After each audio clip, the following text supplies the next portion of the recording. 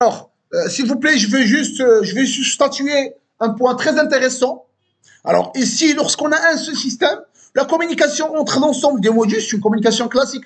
Ça veut dire les services, lorsque les services veulent se communiquer, c'est facile. Il suffit que tu injectes l'interface, tu fais appel au ton web, et c'est tout. Ou bien tu le fais via le constructeur, et c'est tout. C'est une communication primaire. Parce que vraiment, c'est le même projet, c'est le même langage, c'est du tout.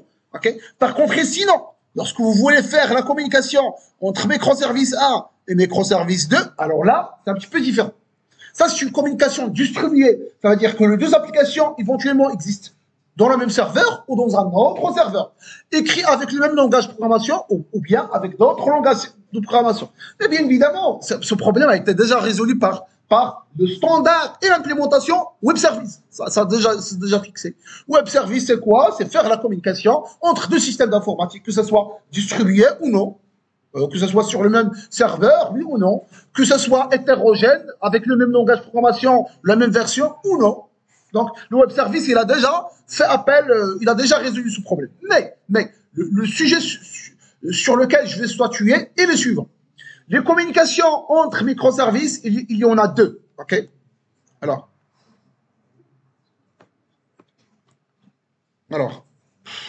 j'ai un problème avec ta souris. Alors, je vais faire la communication entre applications ou bien entre microservices. Il y en a deux. Soit une communication comment? Communication synchrone. OK, synchrone. OK. Soit une communication comment? Asynchrone. Alors, la communication synchrone, ça veut dire quoi? Ça veut dire que les clients envoient une requête, elle est bloquée, il attend la réponse. Une fois que le microservice numéro 2, qui joue le rôle de serveur, envoie la réponse, il va recevoir la réponse et pouvoir compléter son traitement. C'est ce qu'on appelle la communication synchrone. Par contre, dans la synchrone, tu envoies la requête, ni les clients ni le serveur sont bloqués.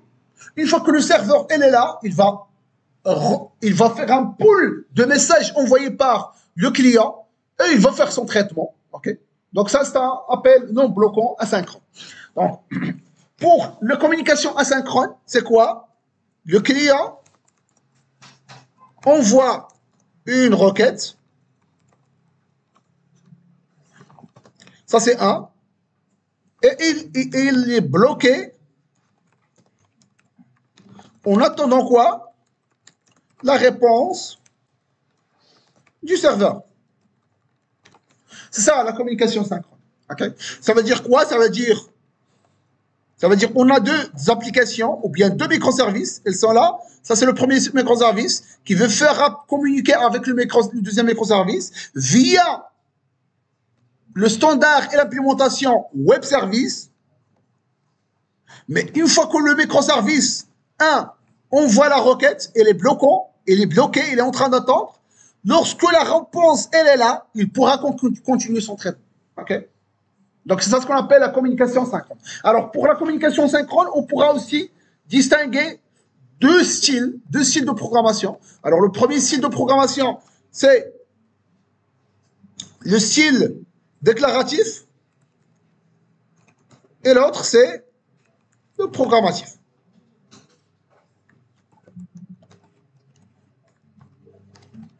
Alors, programmatif, ça veut dire quoi? Ça veut dire, lors de l'appel du web service, tu vas le faire noir sur blanc, rien de spécial. Okay? Tu vas faire, comme on avait déjà l'habitude de faire avec ce qu'on appelle les REST, les web service clients, comme Axios dans React, HTTP client dans Angular. Postman aussi, c'est un web service client. On va ici exploiter un web service client. Principalement dans la version Java, on va faire appel à ce qu'on appelle REST en place, qui permet d'invoquer des systèmes distants. Okay? Il y en a plusieurs. Il y a Volley. Je pense que c'est comme ça, si je ne me trompe pas. Il y a Retrofit. Retrofit, on avait l'habitude de l'utiliser principalement pour le mobile, principalement pour Android, autrefois. Maintenant, bon. Mais ici, on va se concentrer simplement sur la partie REST template qui permet de faire ce traitement. Alors, d'ordinaire, ce qu'on va faire, c'est qu'on va faire une couche supplémentaire de la couche service. On avait l'habitude de faire le façade qui contient la façade, le impl qui contient l'implémentation, la partie, on va ajouter une autre partie qui s'appelle required, qui contient l'appel à des services distants. Ça veut dire quoi? Ça veut dire, imaginons que la commande veut appeler le web service paiement, on doit créer une classe qui s'appelle payment required, qui contient les appels de commande vers le payment. OK? Via REST template, REST-template.post, .exchange, .get, etc., etc. C'est ce qu'on appelle le déclaratif. Alors, il y a aussi quoi? C'est ce qu'on appelle le programmatif. Il y a aussi quoi? Le déclaratif. Alors, le déclaratif, c'est un petit peu différent. Tu ne vas pas le coder. OK? Tu ne vas pas coder l'implémentation pour faire appel à l'appel distant, mais plutôt simplement, tu vas déclarer une interface. Tu vas faire une simple interface qui contient quoi? Qui contient les liens de l'appel distant. Bien évidemment, on introduit sur le DTO. C'est la même chose ici pour le programmatif ou pour le déclaratif. Tu vas faire le DTO de l'objet distant. Donc ici, au lieu d'écrire noir sur blanc via le code source, le code source, comme c'est le cas pour le programmatif, non, tu vas simplement écrire le nom de la méthode que vous voulez invoquer avec son lien et c'est tout. Okay? Et automatiquement, il y a un traitement en arrière-plan qui va faire l'implémentation qu'on a déjà l'habitude de faire dans la programmation, dans l'approche programmative. Alors, il y a la communication asynchrone. La communication asynchrone, c'est quoi? Rapidement, la communication asynchrone, comment ça marche? Alors, on veut faire communiquer ces deux microservices.